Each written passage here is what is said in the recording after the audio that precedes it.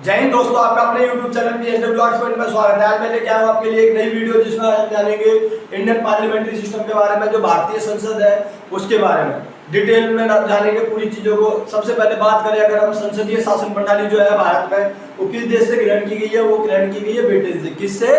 Britain. Okay, जो संसदीय शासन प्रणाली है भारतीय जो संसद है, ओके, इसकी जो व्यवस्था है वो किस देश से ली गई है? ब्रिटेन से। अगर हम बात करें भारत के जो संसद है उसमें कौन कौन से हमारे को तीन अंग देखने मिलते हैं? राष्ट्रपति, लोकसभा, राज्यसभा। कौन कौन से? राष्ट्रपति, लोकसभा, राज्यसभा। अगर हम बात करें अनुच्छेदों की कि कितने कितने अनुच्छेद तक जो है संसद का गठन किया गया पार्लियामेंट का, तो 79 से लेके 122, 79 से लेके 122 अनुच्छेद तक जो है संसद का गठन किया गया है। अगर हम बात करें कि पहले जो है लोकसभा राज्यसभा के नाम जाता था, लोकसभा को कहते थे केंद्रीय विधानसभा। क्या कहते थे? केंद्रीय विधानसभा। और राज्यसभा को क्या कहते थे हम? राज्यसभा को कहते थे, जो हम देखते हैं राज्य परिषद के नाम से जानते थे। किस नाम से? राज्य परिषद। लेकिन 1954 से क्या हुआ कि ये जो शब्द है लोकसभा और राज्यसभा में बदल दिए गए कि लोकसभा शब्द इस्तेमाल किया जाएगा केंद्रीय विधानसभा की जगह पर और राज्यसभा शब्द किया जाएगा राज्य परिषद की जगह पर। तो इस तरीके से इसका बदला हुआ रूप देखने को हमारे को मिलता है। और ब्रिटेन में जिस तरीके से ये जो हमारे को देखने मिलते हैं, दो सदन होते हैं ब्रिटेन में। कौन कौन से होते हैं इसी की जगह पे? हाउस ऑफ कॉमन्स और हाउस ऑफ लॉर्ड्स। कौन कौन से होते हैं इसी की जगह ब्रिटेन में? ऐसे अगर हम बात करें, हाउस ऑफ कॉमन्स और हाउस ऑफ लॉर्ड्स।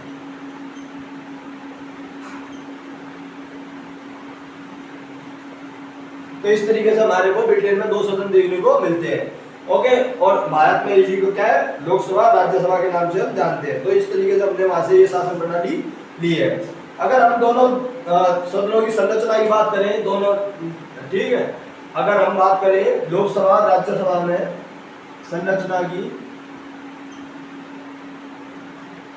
लोकसभा और राज्यसभा दोनों की अगर संरचना की बात करें, अगर हम दोनों में क्या क्या हमारे को डिफरेंसेस देखने को मिलते हैं, जो मेन स्ट्रक्चर वाइज देखें अगर हम,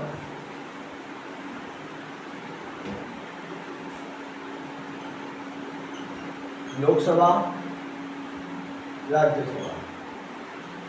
लोकसभा में कुल कितने सदस्य होते हैं? वो होते हैं हमारे 543 प्लस 2। राज्यसभा में जो हमारे को सदस्य देखने मिलते हैं वो कितने हैं? हमारे 233 प्लस 12। ओके, कितने हैं? 233 प्लस 12। अगर हम बात करें लोकसभा में जो टाइम पीरियड होता है वो कितना होता है? 5 इयर्स का। राज्यसभा में कितना होता है? 6 ईयर का। ओके, 6 साल का होता है राज्यसभा में, 5 साल का होता है इसमें। अगर हम आयु की बात करें, लोकसभा में जो आयु है वो है 25 साल, जो सदस्य की आयु होती है। और राज्यसभा में ये आयु कितनी हो जाती है? 30 इयर्स। ओके, 30 साल। तो इस तरीके से अंतर देखने को मिलता है हमारे को। अगर हम बात करें जो यहाँ पे होता है लोकसभा में अध्यक्ष होता है वो इसी में चुना जाता है, लोकसभा का सदस्य ही होता है वो।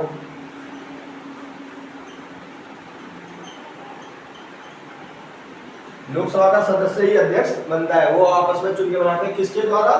आर्टिकल 93 के द्वारा। ओके, अगर हम बात करें राज्यसभा की तो उपराष्ट्रपति होता है। सभापति कौन होगा? उपराष्ट्रपति।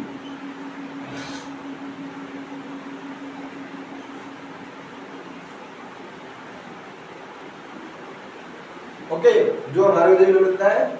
और अगर हम बात करें कितने सदस्य मनोनीत किए जाते हैं? 2 सदस्य मनोनीत होते हैं इसमें राष्ट्रपति द्वारा, जो एंग्लो इंडियन होते हैं। इसमें कितने हैं? 12 सदस्य मनोनीत किए जाते हैं।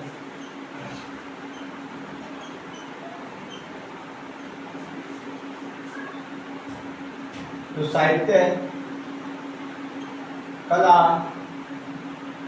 समाज सेवा,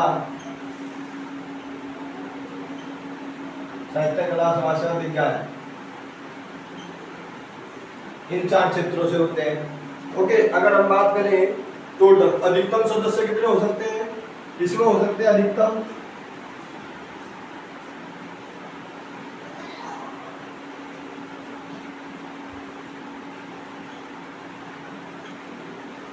अधिकतम सदस्य कितने हो सकते हैं इसमें लोकसभा में? वो हो सकते हैं 552।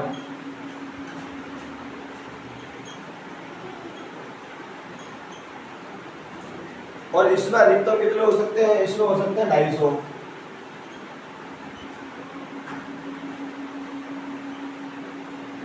ओके, कितने हो सकते हैं? अधिकतम 250। ये जो है ये क्या है? एक अस्थायी सदन है। और ये क्या है? एक स्थायी सदन है। ऐसा क्यों? क्योंकि इसके जो 1/3 सदस्य होते हैं वो 1/3 सदस्य है 2 वर्ष के बाद अपना कार्यकाल पूरा कर लेते हैं। ओके, मतलब 6 वर्ष उनके पूरे हो जाते हैं। तो ये हमारे को स्ट्रक्चर देखने को मिलता है इसमें। इसमें क्या है? जनता का प्रतिनिधित्व।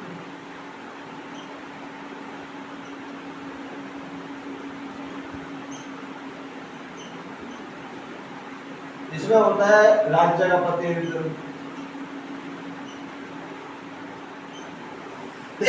सॉरी। ओके, इसमें जनता प्रतिनिधित्व होता है, इसमें होता है राज्य का प्रतिनिधित्व। अगर हम बात करें चुनाव की, इसमें प्रत्यक्ष तरीके से चुनाव होता है जिसमें जनता सीधे भागीदारी करती है चुनाव में, लोकसभा में। राज्यसभा में अप्रत्यक्ष तरीके से चुनाव होता है।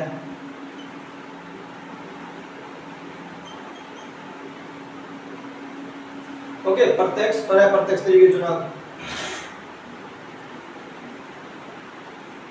एक और चीज, जो इसमें सदस्य होते हैं लोकसभा और राज्यसभा में, वो दिल्ली और पुडुचेरी के सदस्यों को भी शामिल किया जाता है।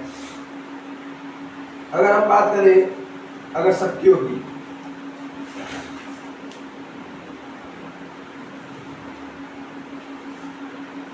तो चुनाव प्रणाली है, इसमें अप्रत्यक्ष अपनाई गई है। कौन सी अपनाई गई है? अप्रत्यक्ष, जिसे एकल संक्रमण मत प्रणाली भी कहते हैं। ओके, अगर हम बात करें, अब ये तो हो गया अंतर, जो इम्पोर्टेंट अंतर देखने को मिलता है हमारे को। 543 प्लस 2 सदस्य, इसमें 233 प्लस 12 सदस्य होते हैं। इसमें 5 साल का कार्यकाल होता है, इसका 6 वर्ष का कार्यकाल होता है। लोकसभा 25 वर्ष का आयु होती है 25 वर्ष की सदस्यता के लिए, इसमें 30 वर्ष की आयु होती है राज्यसभा के सदस्य के लिए। दोनों कहलाएंगे एमपी, मेंबर ऑफ पार्लियामेंट। इसमें लोकसभा का सदस्य ही अध्यक्ष बनाया जाता है। कोई भी एक सदस्य जो है सभी सदस्य मिलकर चुनते हैं आर्टिकल 93 के तहत। और इसमें जो है सभापति जो होगा वो उपराष्ट्रपति होता है। कोई भी, जैसे अभी हमारे उपराष्ट्रपति जो हमारे को देखने को मिलते हैं वो कौन है? अभी हमारे जगदीप धनखड़ जी।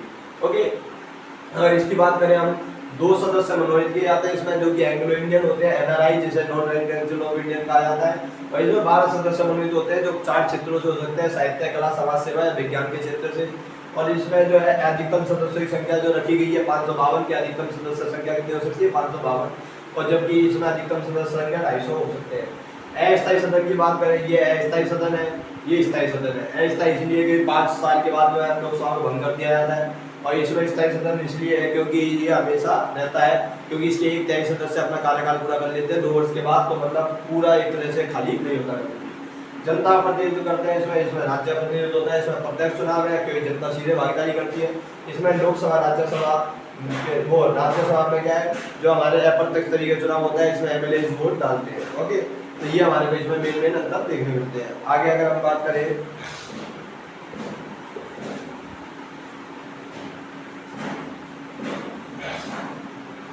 कोई चीज समझ में आए कमेंट करना। ओके, बिल्कुल इजी मेथड से मैं समझा रहा हूँ तुम्हारे को। अगर हम बात करें लोकसभा के अध्यक्ष के कार्य,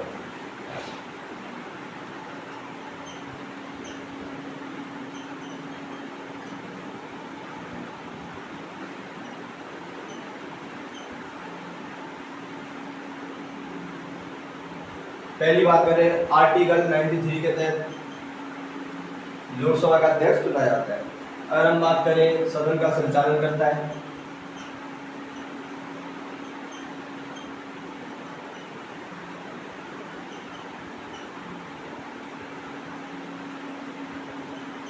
सदन की शुरुआत की घोषणा करता है।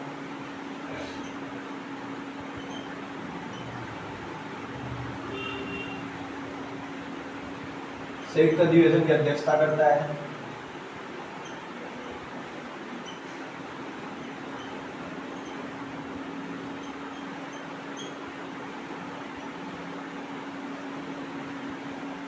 कोई धन विधेयक है या नहीं उसका फैसला करता है।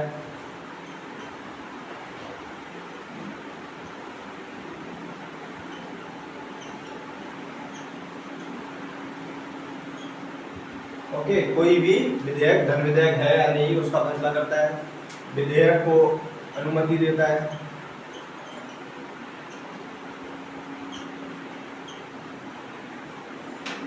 ओके, क्या क्या कार्य होते हैं लोकसभा के अध्यक्ष के? पहला है सदन का संचालन करना, दूसरा सदन की शुरुआत या समाप्ति की घोषणा करना, कब शुरुआत होगी कब उसकी समाप्ति होगी। संयुक्त अधिवेशन की अध्यक्षता करता है। संयुक्त अधिवेशन किसके तहत होता है? आर्टिकल 108 के तहत। ओके, और धन विधेयक का फैसला करता है कि कोई विधेयक धन विधेयक है या नहीं, और विधेयक को अनुमति देता है। ये सारे कार्य हमारे को देखने मिलते हैं किसके? लोकसभा अध्यक्ष के। और लोकसभा का अध्यक्ष जो है 14 दिन पहले सूचना देना होता है अगर हटना चाहता है तो पहले से। ठीक है, शक्ति और कार्य इसके मैंने बताई दी। भारत का संविधान लोकसभा की प्रक्रिया, कार्य संचालन नियमों और संसदीय परंपराओं से अपनी शक्तियों और कर्तव्यों को प्राप्त करता है। सदन के भीतर माहौल बनाने का काम करता है। सदन की गरिमा को बनाए रखना,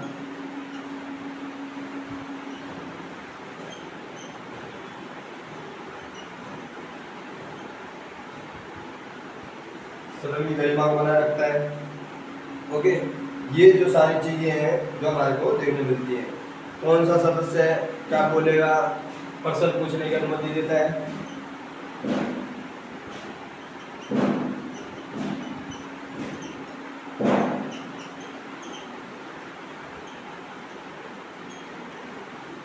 प्रश्न पूछने की अनुमति देता है। ओके, तो ये सारे जो हमारे कार्य देखने को मिलते हैं।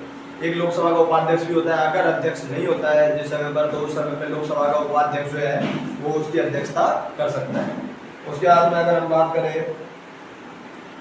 राज्यसभा के सभापति की,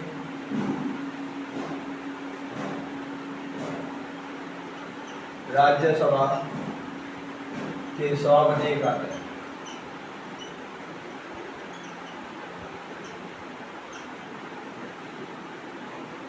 इसमें जो हमारे देखने मिलता है, सबसे पहले अगर हम बात करें सदन का संचालन,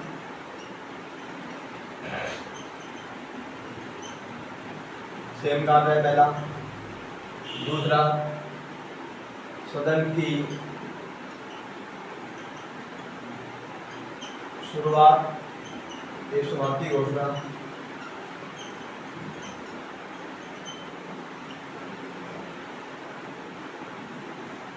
ओके, सदन की समाप्ति और शुरुआत की घोषणा करता है। इसके अलावा विधेयक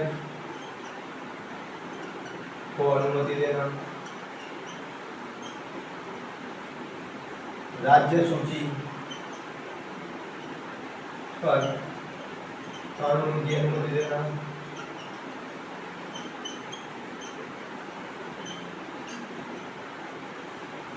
और सदन की गरिमा को बनाए रखना। सदन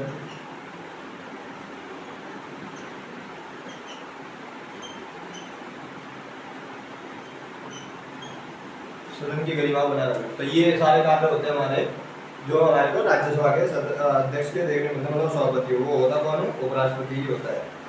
उसके बाद में अगर हम बात करें जो हमारे को संसद में नेता वगैरह देखने मिलते हैं, विपक्ष का नेता भी होता है जो विपक्ष में सबसे बड़ी पार्टी के सदस्य के रूप में भूमिका निभाता है। 10वें हिस्से करीब होने चाहिए तब विपक्ष का नेता होता है। ओके, अगर हम बात करें इसके अलावा जो हमारे को देखने मिलते हैं, व्हीप जारी कराया जाता है। संसद के सत्र होते हैं अलग अलग, स्थगन, सत्रावसान, विघटन, अनिश्चित काल के लिए स्थगन। तो ये अलग अलग शब्द है जिनको आज हम जानेंगे इसमें। ओके, संसद के सत्र कौन कौन से होते हैं?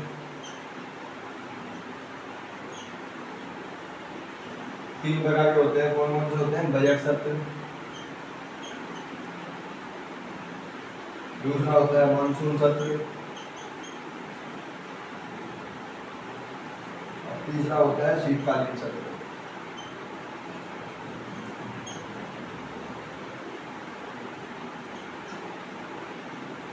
ये हमारे को 3 सत्र देखने मिलते हैं इसमें, जो फरवरी से मई तक होता है।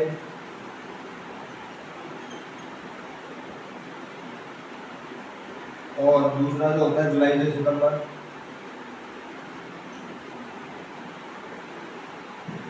जुलाई से सितंबर। तीसरा नवंबर से दिसंबर। ओके, फरवरी से मई, जुलाई से सितंबर, नवंबर से दिसंबर, ये 3 सत्र अलग अलग हमारे को देखने मिलते हैं इसमें। और संसद का सत्र प्रथम बैठक से लेकर 17वां सत्र लोकसभा के मामले विघटन के मध्य की समाप्ति तक देखने मिलता है हमारे को। अगर स्थगन की बात करें, संसद के एक सत्र में कई बैठकें होती है, तो प्रत्येक बैठक में 2 सत्र होते हैं। सुबह की बैठक 11 से 1,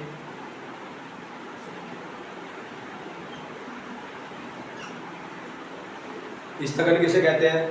जब जो बैठक होती है, बैठक को बीच में रोक दिया जाता है, जैसे जो एक तरह से लंच कहा जाए, या हम कहें कि ये जैसे 11 से 1 बजे तक हुई, उसके बाद में ना भोजन के बाद 2 से 6 तक होगी, तो बीच का जो समय उसे स्थगन कहा जाता है। क्या? स्थगन। ओके, उसके बीच में अनिश्चित काल के लिए स्थगन भी कई बार हो जाता है कि कई बार क्या है कि कोई ज़्यादा ही विरोध कर रहा है या नेता ज़्यादा भड़क गया आपस में, तो उससे क्या है स्थगन प्रस्ताव के तहत जो है अनिश्चितकालीन हड़ताल पे बैठ जाते हैं, अनिश्चितकालीन स्थगन कर दिया जाता है। ओके, अब विघटन की बात करें कि पूरी तरीके से विघटित भी हो जाती है कई बार संसद। अब बात आती है गणपूर्ति का क्या होता है।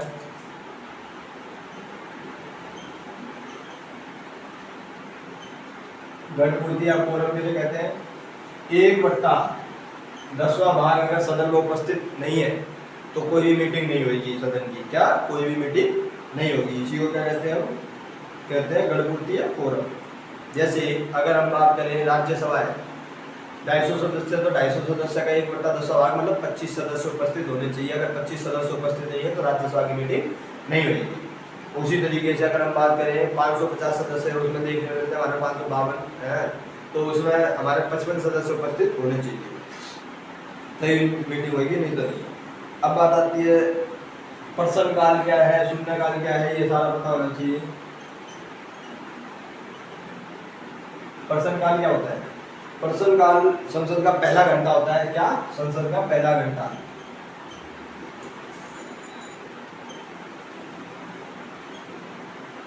जिसमें प्रश्न पूछे जाएंगे। ओके, और मंत्री उसके उत्तर भी देंगे। जो क्वेश्चन पूछे जाएंगे उनके उत्तर देने के लिए बाध्य होते हैं। प्रश्न 3 तरह के होते हैं। तारांकित प्रश्न, जिनका उत्तर मौखिक दिया जाता है। दूसरे अतारांकित प्रश्न, जो लिखित रिपोर्ट में दिए जाते हैं। और उसके अलावा अल्पसूचना के प्रश्न होते हैं, जो कम से कम 10 दिन का नोटिस देकर पूछा जाता है। तो 3 तरीके के होते हैं, तारांकित, अतारांकित और अल्पसूचना के प्रश्न। बात आती है शून्यकाल की।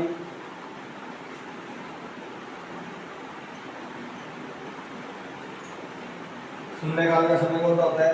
प्रश्नकाल की तरह प्रक्रिया के नियमों शून्यकाल का उल्लेख नहीं है। इस तरह के अनौपचारिक साधन है। इसमें जो एक तरह से प्रश्न तो पूछे जाएंगे पर मंत्री बाध्य नहीं होंगे कि उनका उत्तर देना है या नहीं देना। ये होता है शून्यकाल। ओके, शून्यकाल में मंत्री बाध्य नहीं होते प्रश्नों का उत्तर देने के लिए। अगर हम बात करें इसके अलावा अविश्वास प्रस्ताव वगैरह या निंदा प्रस्ताव या धन्यवाद प्रस्ताव जो है पेश किए जाते हैं, वो अनियत दिवस के तौर पे, तो आर्टिकल 75 के तहत।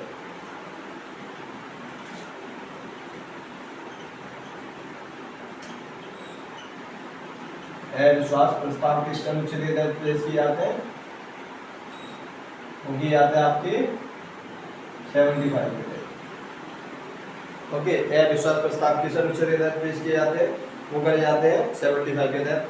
मंत्रिपरिषद लोकसभा के प्रति सामूहिक रूप से उत्तरदायी होगी। इसका अभिप्राय है कि मंत्रिपरिषद तभी तक है जब तक कि उसे सदन में बहुमत प्राप्त है। अगर लगता है कि वो उसने विश्वास खो दिया था, विश्वास प्रस्ताव के माध्यम से सरकार को हटाया भी जा सकता है, मंत्रिपरिषद को हटाया भी जा सकता है। ओके, धन्यवाद प्रस्ताव जो है वो प्रत्येक आम चुनाव के पहले और सत्र के वित्तीय वर्ष के पहले सत्र में दिया जाता है राष्ट्रपति द्वारा। अब बात करें अगर हम विधेयक की, तो विधेयक कितने प्रकार के होते हैं?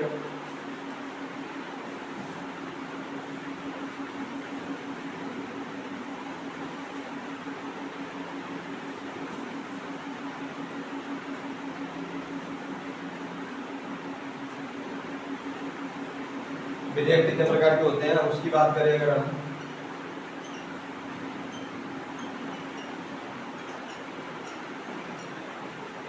पहला है सार्वजनिक विधेयक, निजी विधेयक,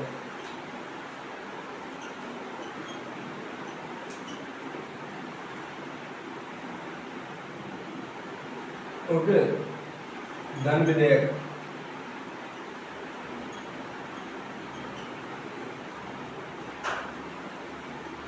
सामान्य विधेयक,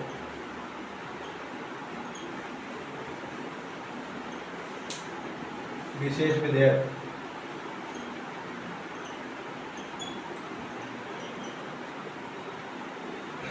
वित्त विधेयक,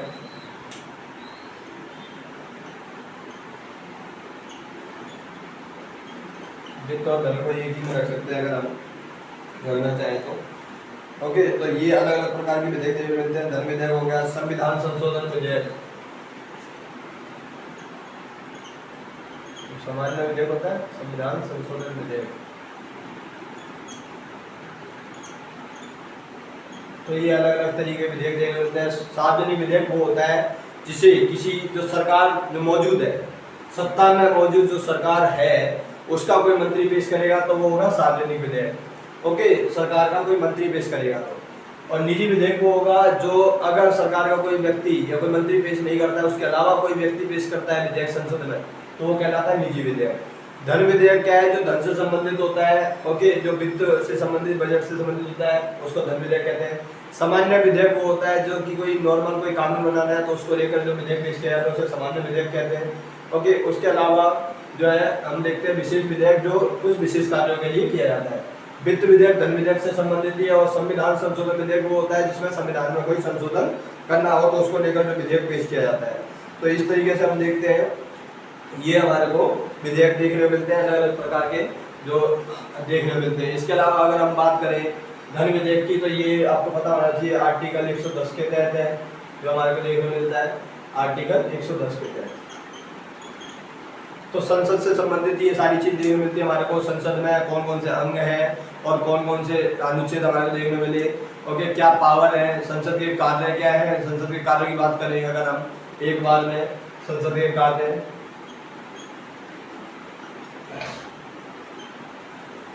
पहला है विधायी कार्य। विधायी कार्य में वो कार्य आते हैं सारे के सारे जो कानून बनाने का कार्य किया जाता है वो विधायी कार्य के अंतर्गत आता है। ओके, जो जैसे कोई भी विधेयक पेश किया जाता है उसके तहत जो कानून बनाया जाता है उसे कहते हैं विधायी कार्य के अंतर्गत। दूसरा है कार्यपालिका पर नियंत्रण। कार्यपालिका पर नियंत्रण का कार्य किया जाता है। कार्यपालिका पर नियंत्रण। अब तीसरा कार्य हमारे देखने मिलता है चुनाव संबंधी कार्य है। इसमें क्या है, लोकसभा राज्यसभा के जो सदस्य हैं राष्ट्रपति उपराष्ट्रपति के चुनाव में भाग लेते हैं। अगर हम वित्त कार्य है, वित्त कार्य में क्या है, बजट वगैरह पेश करने की बात आती है। न्यायिक कार्य, अगर किसी को हटाना है, जैसे मुख्य न्यायाधीश वगैरह को हटाना है तो वो न्यायिक कार्य में आ गया। आर्टिकल 61 के तहत महाभियोग के द्वारा हटाया जा सकता है। इसके अलावा अगर हम बात करें संवैधानिक कार्य है, जिसमें संविधान में अगर हम संशोधन वगैरह करना हो वो संवैधानिक कार्य के अंतर्गत आ जाता है।